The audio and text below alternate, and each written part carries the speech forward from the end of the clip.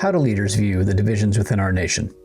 I recently sat down and spoke with Christopher Burnett. Chris is a retired Marine Corps JAG officer, and he is currently a congressional candidate for Maryland's 6th District.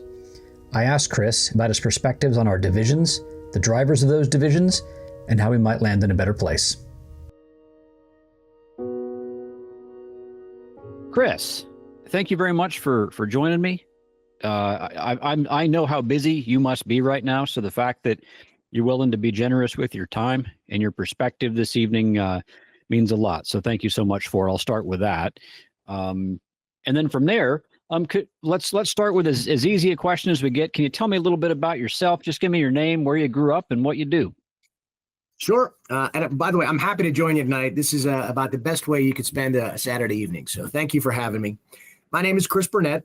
I just retired from the Marine Corps in February. I had grown up in Western Pennsylvania in Pittsburgh. I haven't been back there in almost 25 years because that's the time I spent on active duty.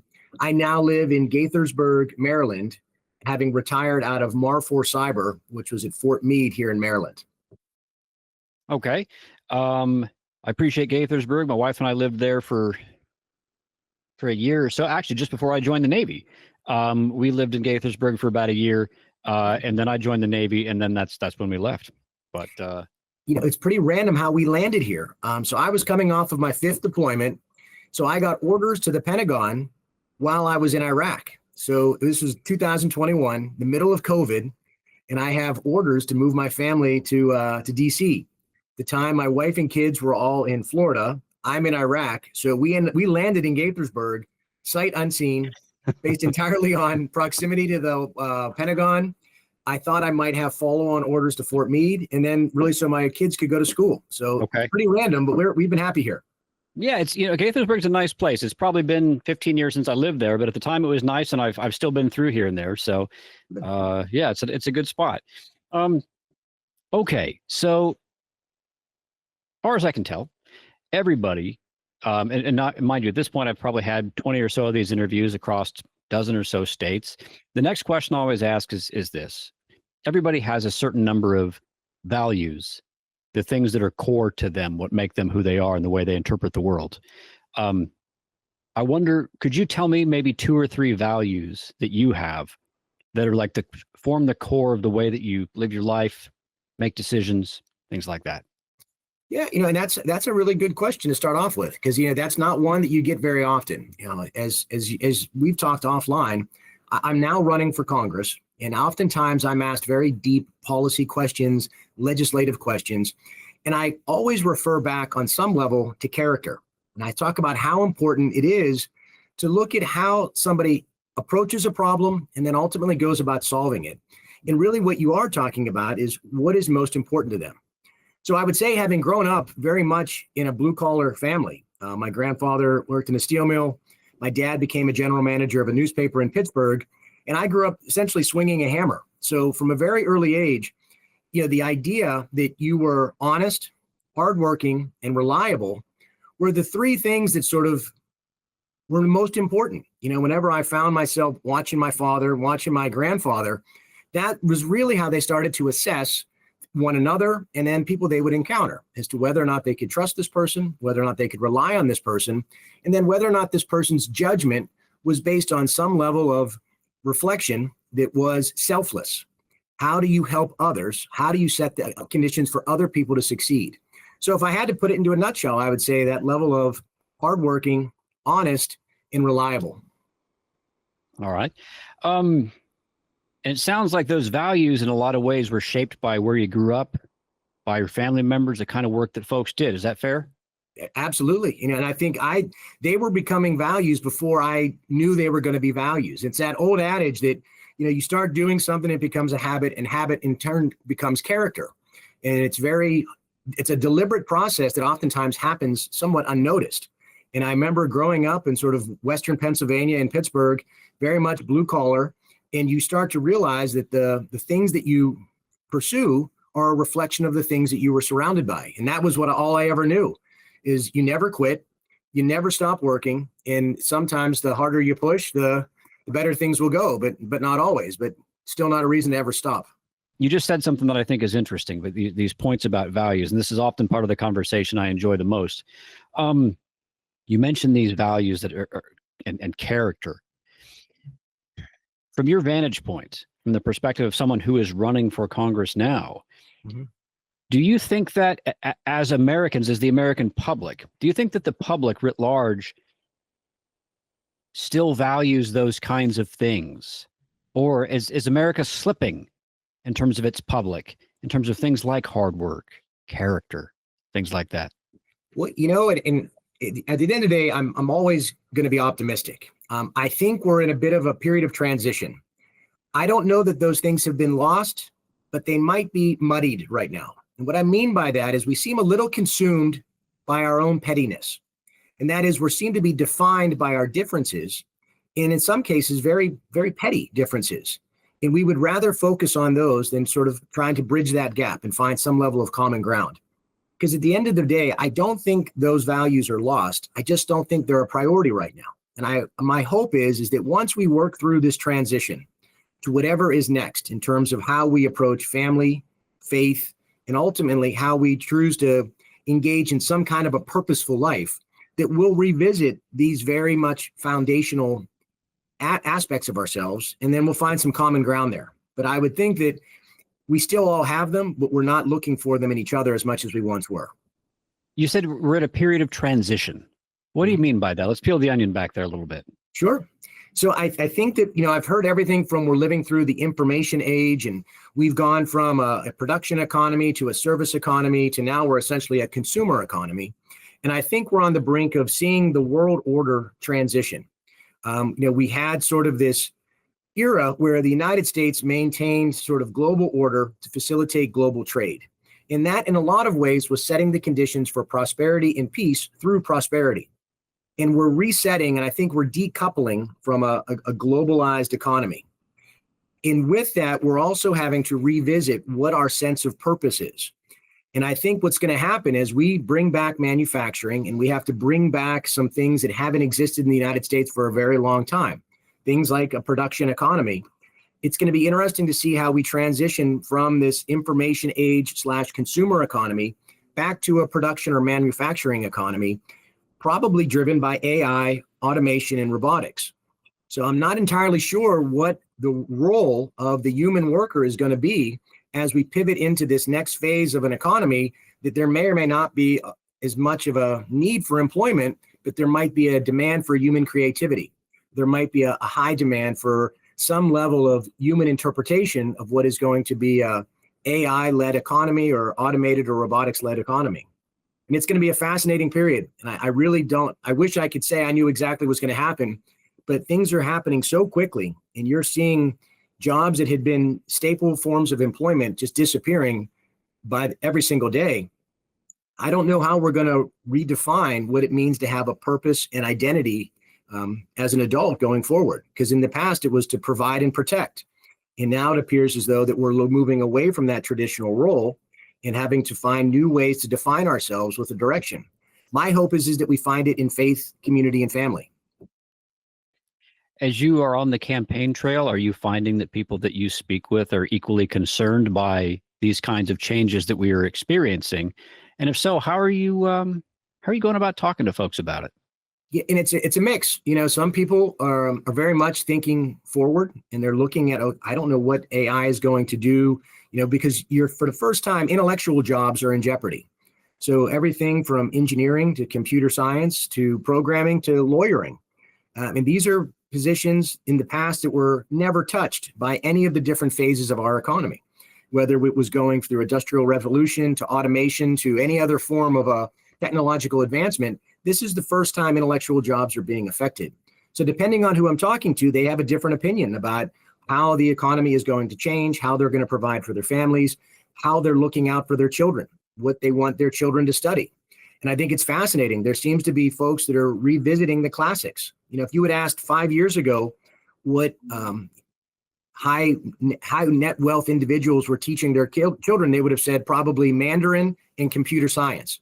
And now I would say people are walking that back and saying, you know what, I want to focus on the trades, vocational training, business training, so they have a sense of marketing, finance, and economics, but then also the humanities, having a sense of philosophy and psychology and understanding the human experience so that we don't get lost in this sort of tech-oriented transitional period. Fascinating perspective. Okay, like I said, I tend to pivot away when something's interesting. I'll pivot back now before I get way too far off my script, which does happen from time to time. Okay, before we talk about the nation, and by and large, for the most part, throughout this discussion, we aren't going to talk policy, like I said in some of our messages offline. We're going to talk about primarily like the American people and our perspective on things. Before we do that, I'd love to get your perspective a bit more personally. Everyone, and I imagine you probably are feeling this more than anyone right now, everyone has some political instinct, let's say. Some folks lean to the right. Some folks lean to the left. Some folks don't feel like either of those sides fit them all that well. How about you? Where would you, within the spectrum of sort of our political mentality in the United States, where would you sort of place yourself on that spectrum?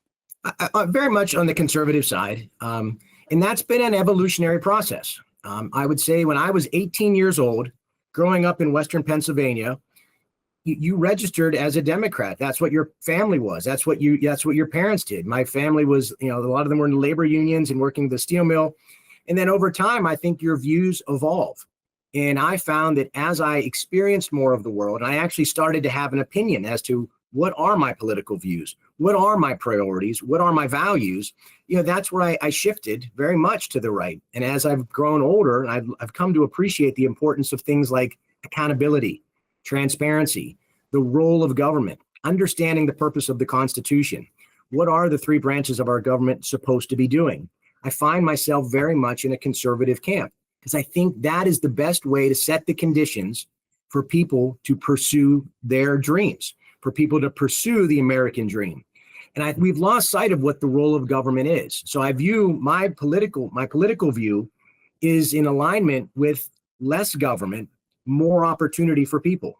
But what comes with that is this idea that freedom isn't the ability to do whatever you want. It's to be responsible with the choices that you have.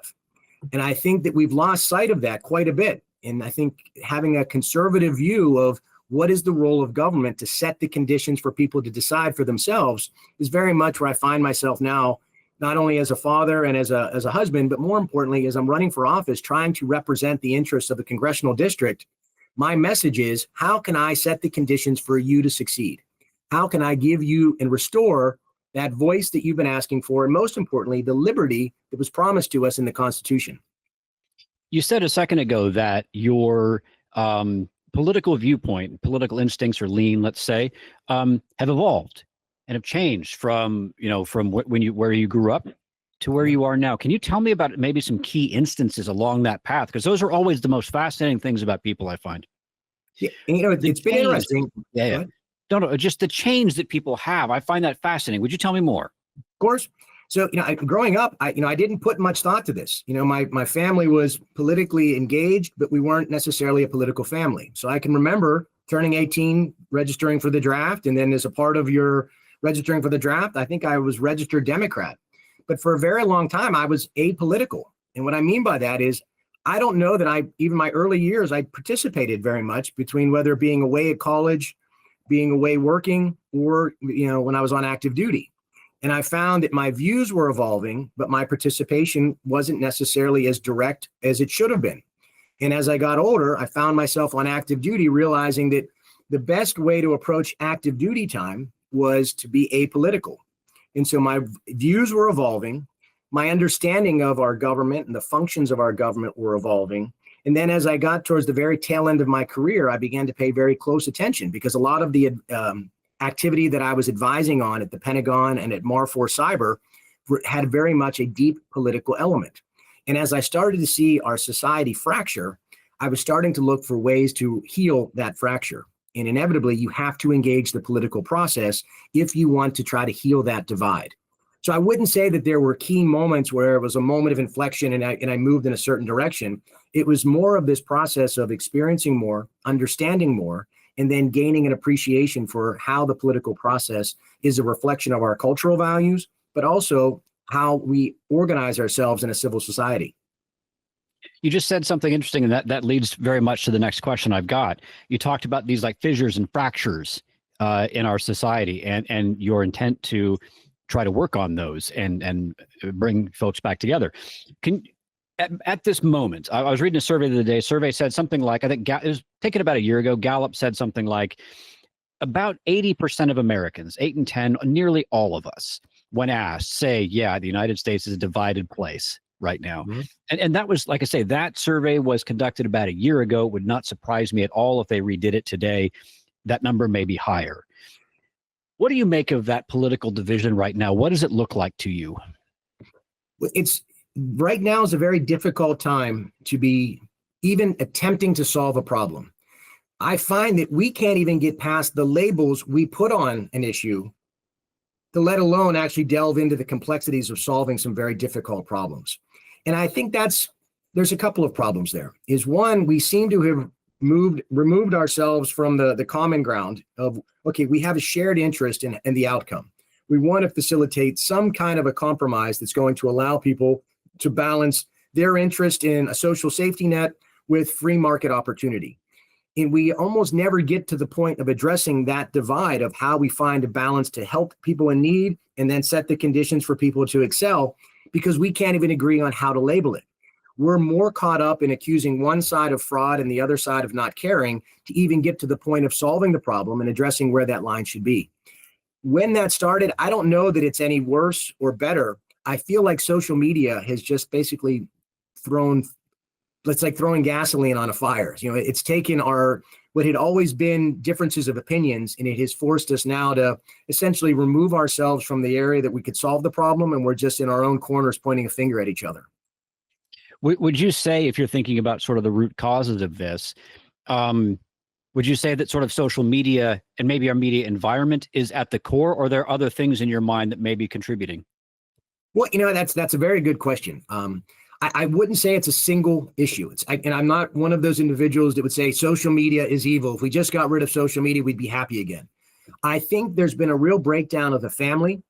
I think there's been an assault on faith. And with that, there's been a breakdown of community.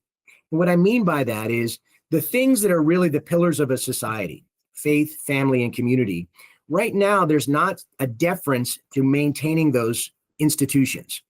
There's a difference of opinion as to what a family should include. There's a difference of opinion as to what is the role of a community. I think people now default to online interactions as opposed to going and having a conversation and meeting with one another. I've jokingly said this in the past, and it was a bit of a Marine Corps-ism. I used to call it the punch in the face factor. And that was if you were having a conversation, you either felt strongly enough about something that you were willing to get punched in the face, or if somebody said something that you cared deeply enough about, you might punch them in the face. And it was a funny way of talking about where you find mutual respect when you're forced to speak directly to people that you might not agree with. And what happens out of that encounter is there's a certain level of civility, because you don't want to get to the point where you would find yourself being punched in the face or punching someone else. So it was a funny way of, sort of putting a spin on when you talk to one another directly.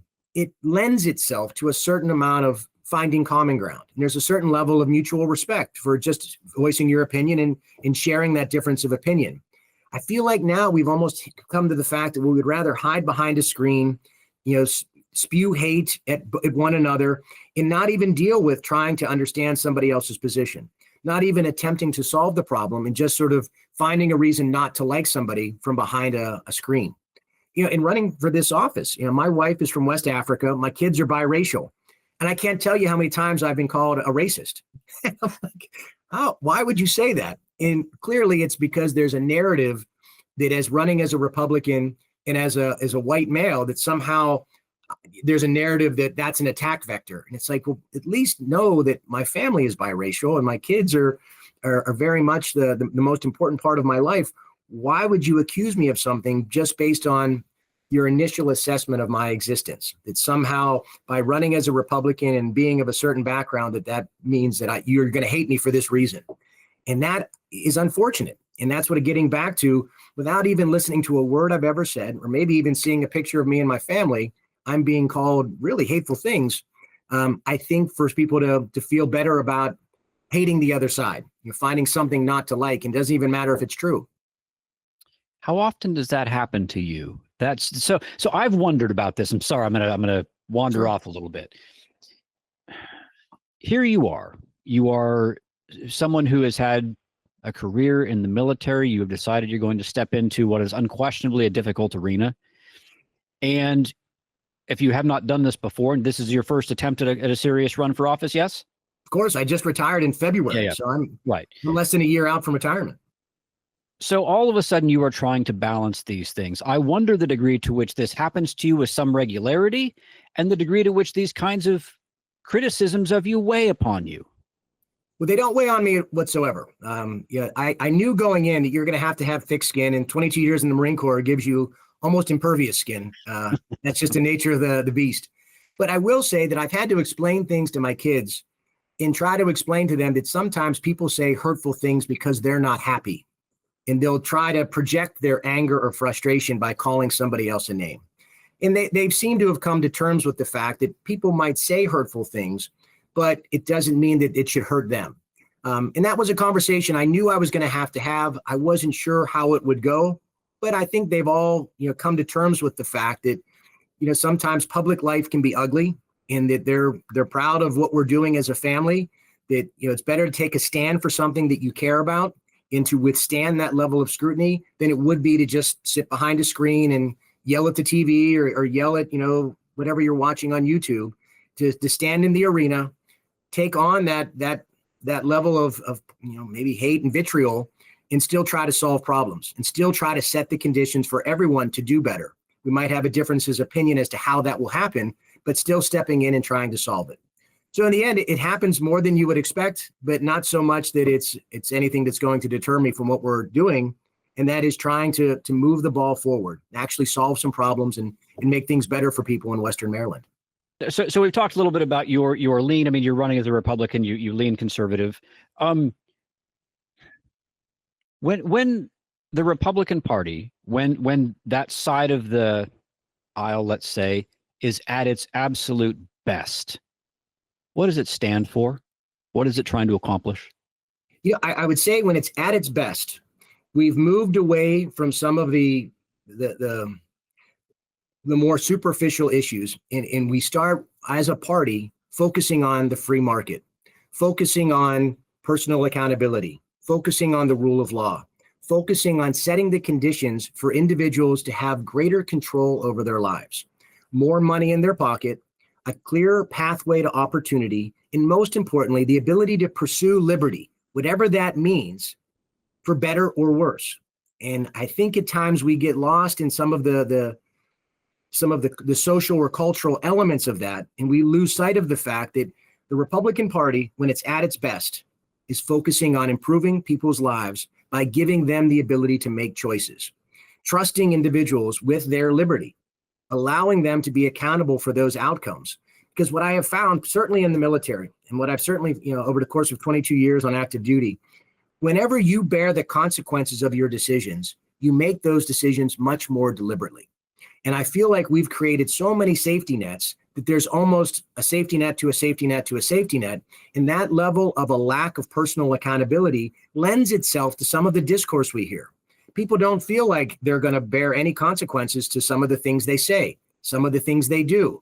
Somebody will either step in and, address the issue for them, or there'll be some program that will pick them up, or that they can blame somebody, they can be a victim. But when we're at our best, we're in furtherance of personal accountability, transparency in government, and ultimately pursuing integrity in everything that we do. So that's the right, the Republican Party, et cetera, at its best. When the left observes the Republican Party, when they're engaging in good faith, let's say, what do they get right or wrong? So the left is interpreting, and inevitably would interpret the things you have just said. Yeah, they would have a different interpretation of that. And you're thinking, where do they go astray, or where are the things that, you know what, they got a point about that? I think where they go astray is feeling good about something is not necessarily a good approach. And I think at times they get caught up in wanting to do the right thing and not thinking about the execution of that. So in other words, they'll look at a problem and they'll want to address the outcome and not the root cause. So they'll want to address poverty by throwing money at programs to help with poverty. And all they really do is create a cottage industry of people assisting people who are impoverished, as opposed to setting the conditions for people to work, to earn an income, to find a purpose again, not really addressing what perhaps made that person put them in that position. And that's a difficult problem. And I think at times the left, when you're spending other people's money, whenever you're pursuing a tax and spend approach to government, the solution is always to tax more and spend more. And the thought is that you redistribute opportunity, with the government being the great equalizer. Unfortunately, I think anytime the government tries to do that, they make things much worse.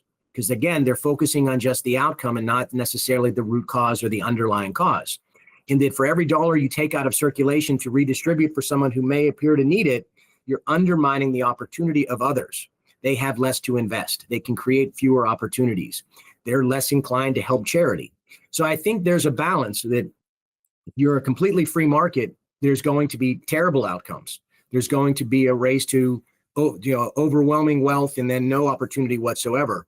And I think on the left, if you put all your eggs in one basket and you're redistributing wealth, well, there's no innovation, there's no growth, and there's absolutely no drive to do anything more than the bare minimum. So there's somewhere in the middle, and that's the essence of our system. A two-party system is supposed to find compromise that balances those two ends. It's going to be fascinating to see what happens in New York City.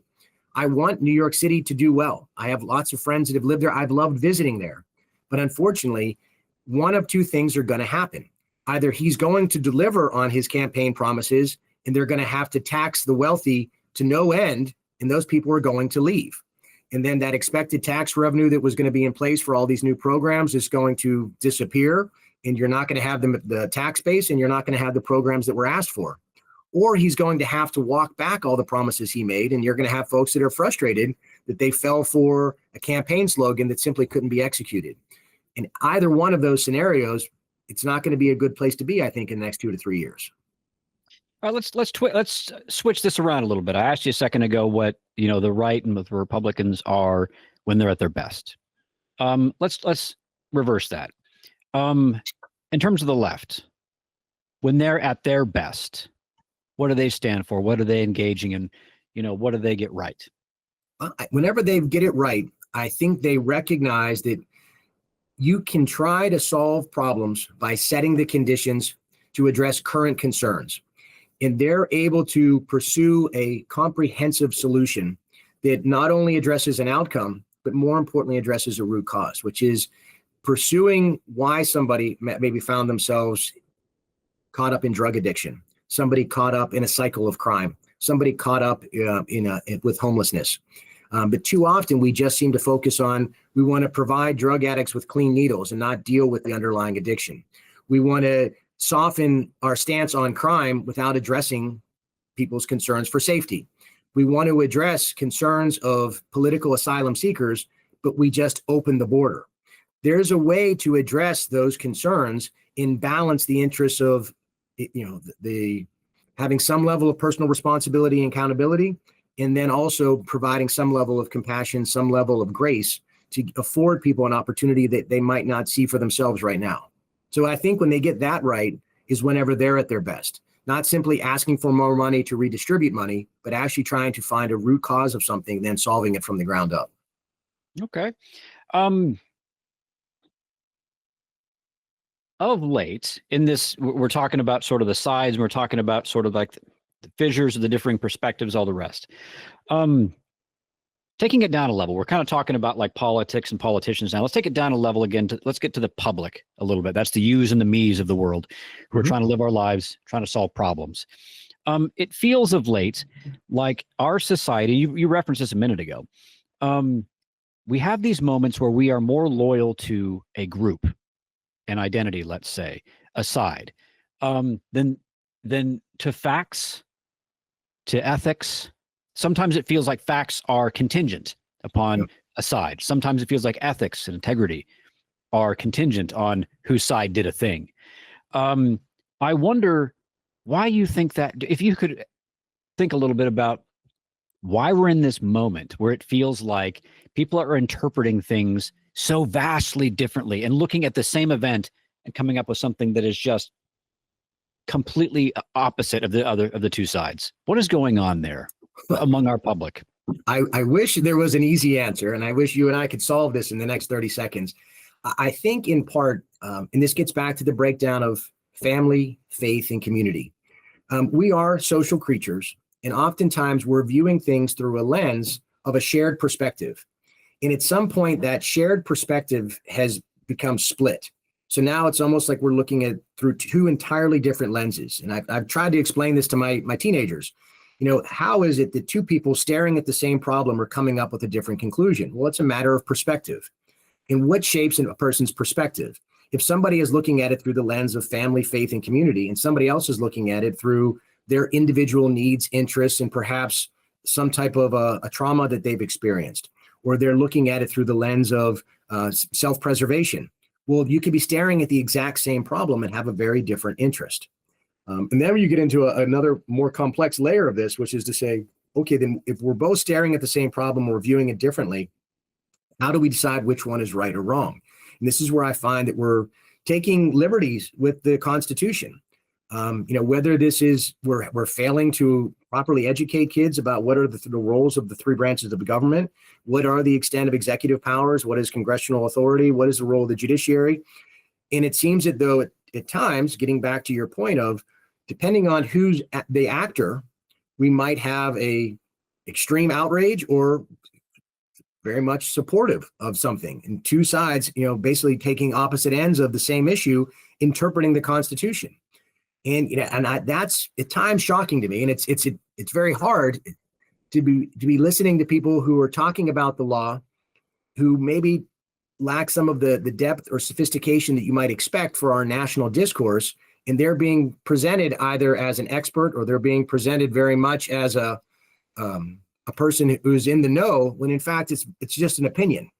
And it seems like opinions have come to dominate our discourse rather than sort of deferring to somebody who might actually be an expert without any bias. The problem is those people aren't usually very interesting. They're not very controversial. And that doesn't get many clicks, and it certainly doesn't get viewers. And if you don't have clicks or viewers, you're not going to sell any advertising. So getting back to the original question of, what could be the root cause of this? I don't think it's just social media. I don't just think it's cable news. I think it's a combination of all of these things together. And then the fact that some of the things that were always at the very heart of this country, faith, family, and community, have broken down quite a bit. And then you also reach a point where, unfortunately, if you could choose between accountability, which is restricting, there's a level of discipline, there's a level of personal responsibility. If you can choose between being disciplined and having personal accountability and personal responsibility, or defaulting to a condition, to a diagnosis, to a 4-syllable word to describe your behavior, not actually addressing your behavior, just putting a label on it, and that somehow helps you to skirt responsibility.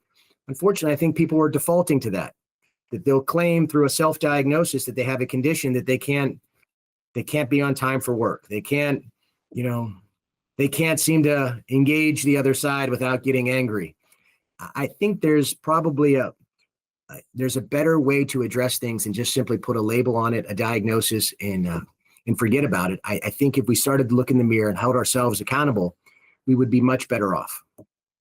Feels like some of this has probably been shaped by some of your time in the Marines. I mean, when I hear you, like say, I was a naval officer for a while. I didn't have a whole career like you did, yeah. But it feels like this feels a bit like that shaped a lot of these, because you talked about this personal evolution that you've had. Would you say that your time in the Marines has shaped a lot of the way that you're thinking about this campaign, you're thinking about a lot of these problem sets? Well, I mean, of course it has. I mean, 22 years in the Marine Corps, 5 deployments. My heart and soul, is with the Marine Corps.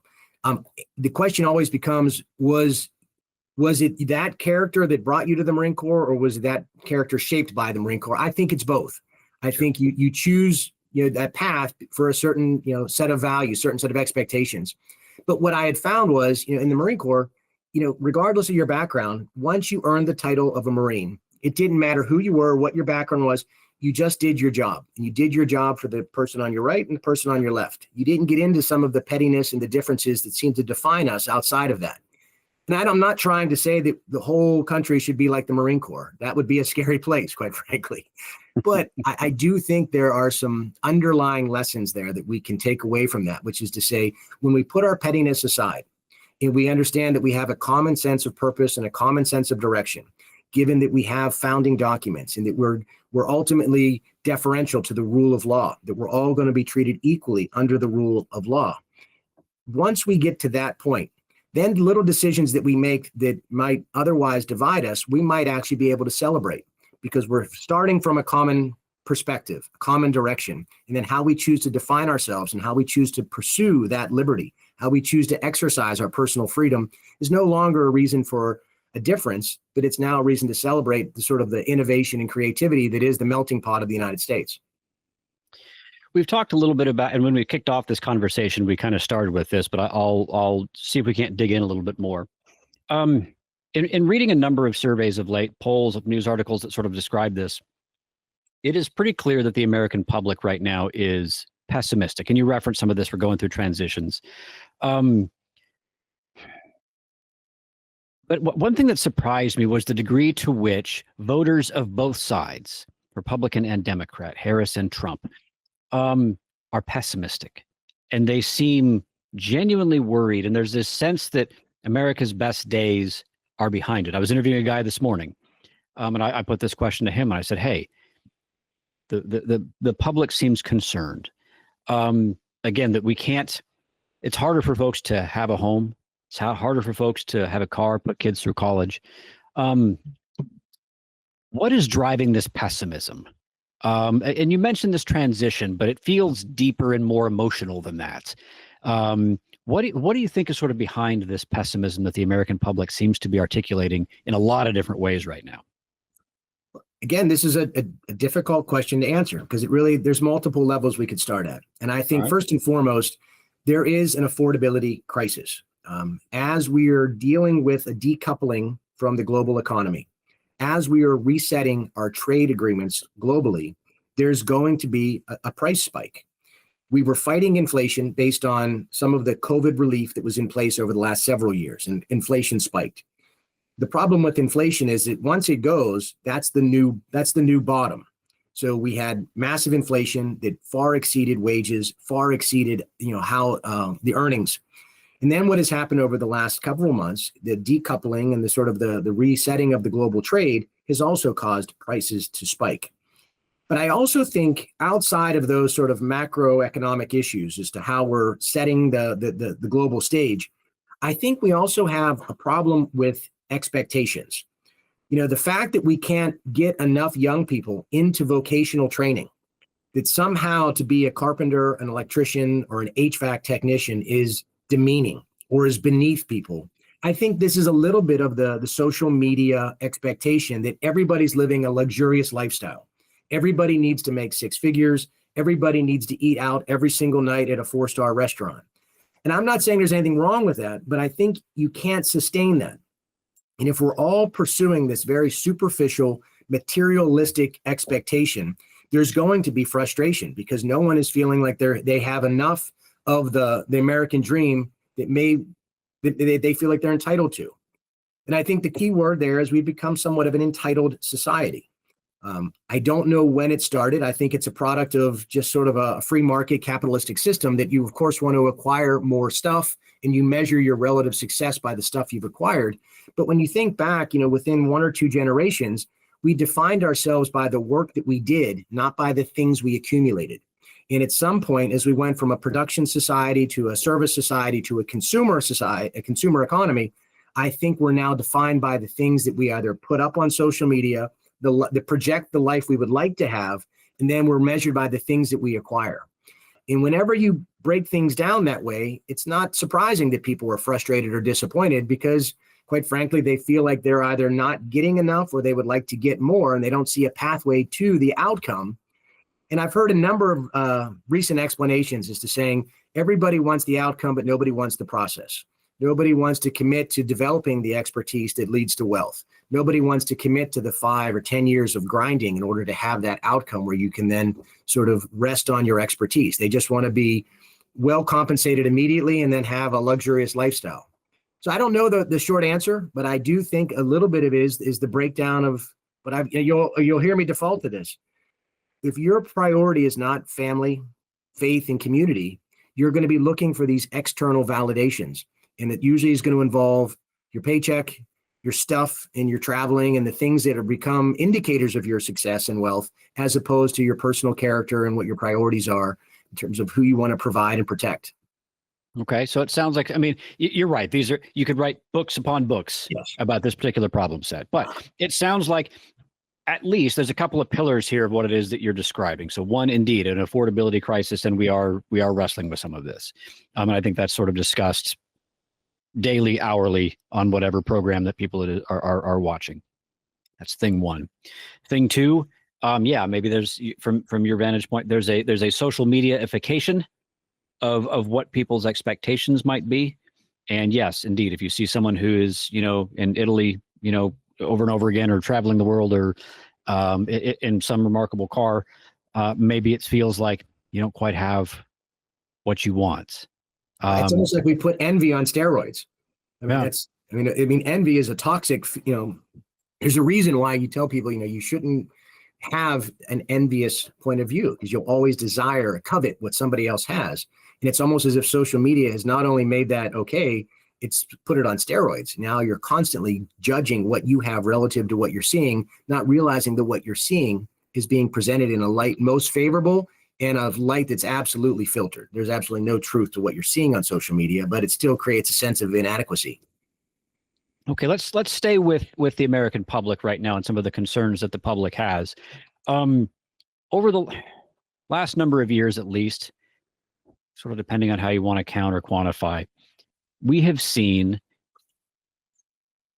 violence in the political space on a level that I don't think I have seen in my lifetime.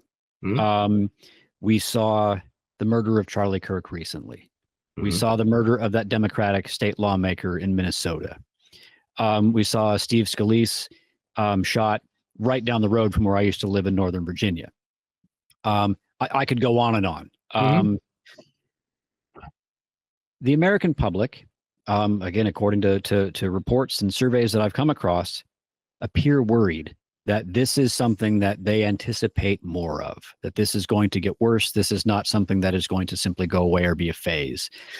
So I wonder, what do you make of that? Do you think that perhaps this is a phase? Hey, we're going to get through this?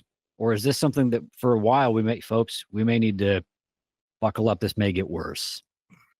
Well, again, I'm always going to default to an optimistic point of view. I think this is a phase, and I think this is part of us rediscovering what truly matters. And I think there's been a move away from family, faith, and community in some of the guardrails that would be in place. When you view each other as all the, whether it's the children of God or as the precious, another human being, a precious life, you don't think of taking that life over a political difference. But when you start looking at your political differences as a foundational view, that when I challenge you politically, that I've challenged who you are as a person. So now, instead of us just disagreeing on a policy, instead of us being able to reconcile our differences in terms of what we prioritize, by challenging your position, I've challenged your identity. At that point, violence, unfortunately, I think right now is being viewed as, well, this is an existential threat to who I thought I was. And in that extraordinary moment, as flawed as it is, I think people will revert to violence or resort to violence. My hope is that as we emerge from this transitional phase of who we are as a people, what we prioritize, that we're going to come out of this with a renewed sense of faith, a focus on family, and then a commitment to community. Because whenever you care about the people that are close to you, and you take the time to care about and understand the people that you live near or understand their point of view, you're going to be less inclined to resort to violence. I thought Charlie Kirk was a brilliant individual. I didn't agree with everything that he said, but I didn't need to. That was the very point of Charlie Kirk. And I think on several instances, he had said when people stop talking, that's exactly whenever they resort to violence. And it was unfortunately, that's exactly what happened. Some individuals' unwillingness to address his point of view resulted in somebody acting horribly. and taking his life in the worst possible way, only because of what he was saying, not calling for violence, not calling for an uprising, but quite literally just trying to have a conversation. He was killed for it. And then that's where I think we want to take these moments, celebrate his life, celebrate the achievement of encouraging people to revisit their faith, to restore a sense of community, and then build on that legacy to try to prevent these things from happening again. And telling people that we have to meet in the middle to have a conversation, to at least respect our differences, not just think that side is wrong and everything about them is evil, because that's not going to solve any problems. That's exactly where I want to take this now. The questions that I kind of have, and you're sort of noticing the theme throughout this discussion. Do you have a sense right now? And again, I'm somewhat of an optimistic guy myself, and I think that we will get through. But in this moment, in this snapshot in time, among the public, you do see these warring factions, tribes, certainly on social media. Do you think that sort of like the rank and file of the United States right now, do folks want this to get better? Our discourse or is there a sense that actually what I really want, maybe deep down inside, is I want my side to win and the other side to go away. And if just my side kind of takes over this discussion, takes over the government, whatever it might be, if my side wins, culturally speaking, then it will be okay. And I'd actually maybe secretly rather have that. No, I don't think it's that at all. I think most people want this to get better. What I have found is, I'd say a solid 80% of people don't care about what you see on TV. Like, it's amazing. The folks that we're listening to are the extremes of both ends. They're the loudest. They're the most controversial voices. I can't begin to tell you how many times I go out and talk to people and they have no idea what is the issue of the day, whatever cable news is regurgitating, whatever one person or another person is saying. They view it all as political theater, and they're somewhat indifferent to it. But we're essentially letting the two ends of the spectrum drive the entire conversation.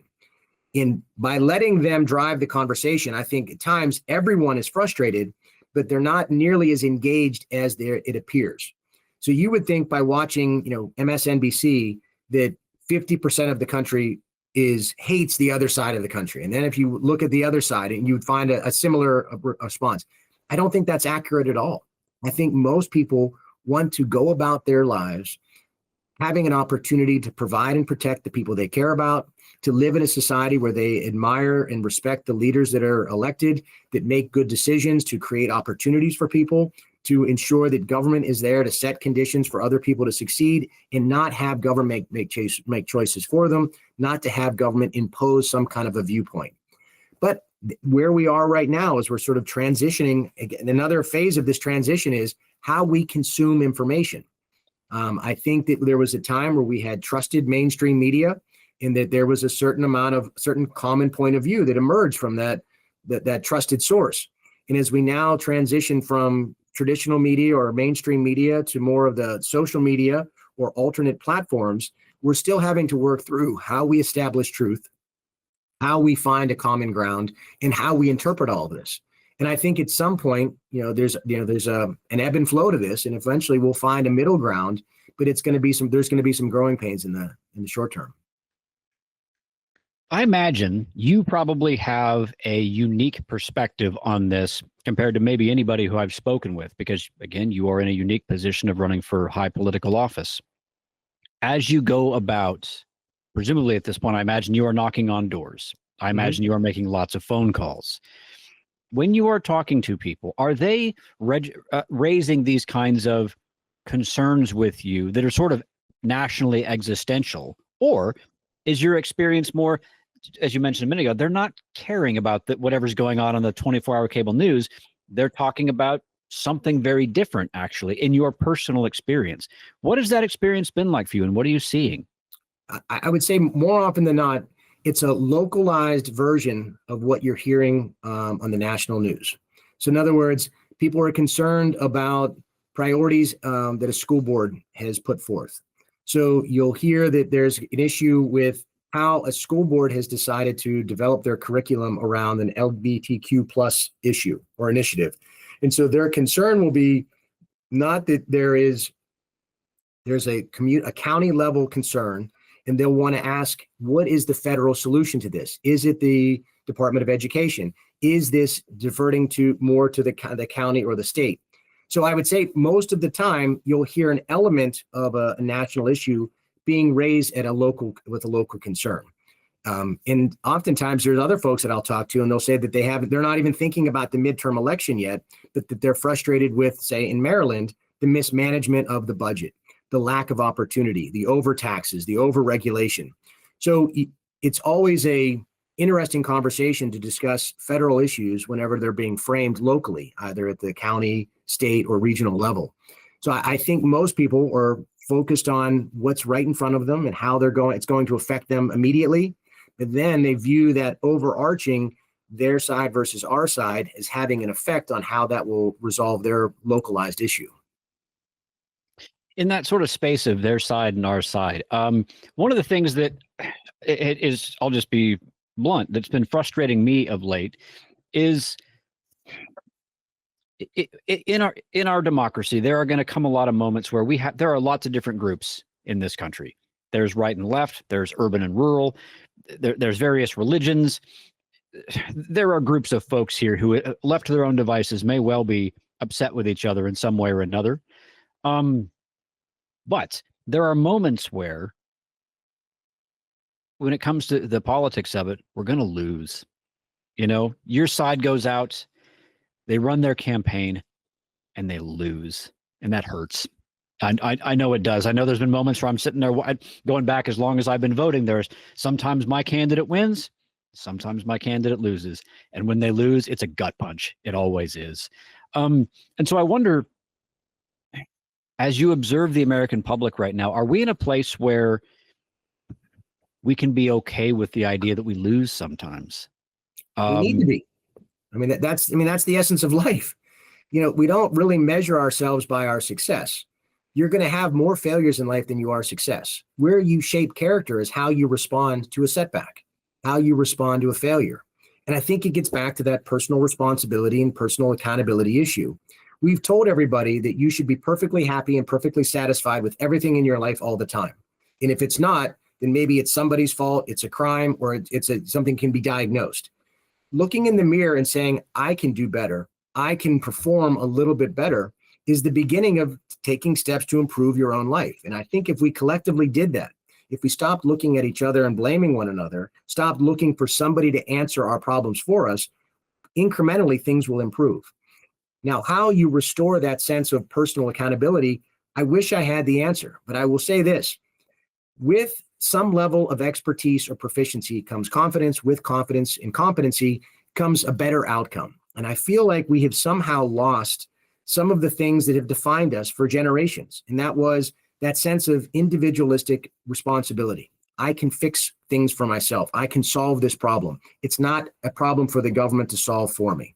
I've developed a skill or expertise that I'm going to leverage to provide for the people I care for, not just have a really good job that pays me a paycheck and allows me to travel. How we restore that entrepreneurial spirit, how do we restore that individualistic sense of personal accountability? I don't know. It's not going to happen overnight, but I think you have to start by restoring some level of vocational training and exposure in high school. I think you have to offer upskilling at community colleges and in 4-year degrees to say, if you're in the workforce and you want to come back and get an upskilling, that there's got to be some way, a pathway for people to pursue that a new certification or credential so that they can participate in an economy that might outrun them. And with that, you'll gain competency, and through competency, you'll have more confidence. But I really feel like we've lost some of that element of liberty means you get to pursue your life and make decisions and bear the consequence of it, knowing that good or bad, you own the outcome. This is not going to be a safety net of a safety net of a safety net, that if you get overextended, someone's going to fix it for you. If your feelings are hurt, someone's going to tell you it's okay.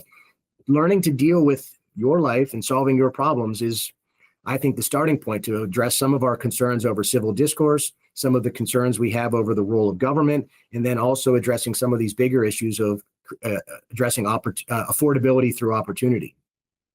All right, couple questions left for you, and then I'll let you have the rest of your Saturday evening back. All right. Okay, two more.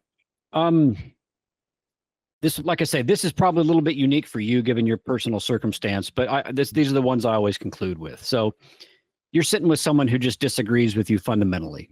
Yeah. What would you want them to disagrees with you politically anyway? What would you like them to understand about you? So some way of letting them know your perspective, know your heart about the kinds of issues that it is that are the key issues of the day. I feel like a lot of times when I talk to folks in these interviews, when I ask this question, you kind of there's a moment where a person reflects and they kind of go, you know, David, I was talking to a guy the other day who lives in Brooklyn. He would describe himself as a democratic socialist. And the way I asked him this question, he responded as follows. He said, you know, I'm a democratic socialist. And he said, every time I talk to a Republican about this, what they think that means is that I want us all to live in, you know, Stalinist style apartment complexes, that I want us all to have no freedom, and that I want us to live in sort of a dictatorial regime. He said, that's not what I want. And he said, it's very frustrating because I'm trying to like let them know what I actually think. And they often will sort of get mad and cut me off, and that's the end of the discussion. On the other hand, I asked Republicans this, and they have their own sort of take as well. There's these moments where someone feels like they believe deeply in a thing, but they have a hard time explaining it in a way that someone will listen. So I'll put the question to you. Is there anything that you believe deeply that you feel like the other side just doesn't get, that if you had a minute to say, but this is what it is, and you had the floor, what would that thing be, and what would you say? Well, I think first and foremost, we've come to define ourselves by our differences right now. We actually have much more in common than we allow ourselves to see. And my biggest concern is that our political differences have become more than a difference of opinion. It's become an existential crisis of our identity. And I think that is where that breakdown of family and community has had an effect on how we see ourselves and how we see one another. So I would start that discussion by trying to focus on what we have in common. And then once you identify where the difference lies, then you can have an intellectual discussion about how to resolve that difference. And then ultimately, our ability to disagree, to have a civil exchange, is ultimately going to be the first step to solving that difference. I don't understand why we're so quick to anger and so quick to hate over issues that we share an interest in the outcome. In one outcome, it doesn't have to necessarily be a complete win or a complete loss. The essence of our system is meant to be that we live peaceably amongst one another while ensuring that we have as much liberty and freedom as possible. And I've said this before, if you look at the rights that we have, they're inalienable rights. You can exercise that right up to the point where it imposes on the right of another. And I think we've lost sight of that. We now find ourselves saying, well, I'm going to exercise my right at your expense. And it's like, well, no, that's not how our system is ever meant to function. That's why the essence of freedom is not to do whatever you want and invoke this amendment or that amendment to justify whatever it is you're saying or doing. The essence of freedom is responsibility, to understand your place in a system that guarantees opportunity so long as you understand that there is a price. And that price might be your time, your effort, and it might be that you might fail, that you'll own that decision and then on your own terms recover and not expect to blame somebody else or to have the government fix that for you. Because you know that whenever you go all in on something and you bear the outcome of it, I promise you'll make different choices. But if you think it's just well, I'll give it a try and then somebody will bail me out, well, you might not take it quite as seriously, or you might quickly blame somebody else because you can.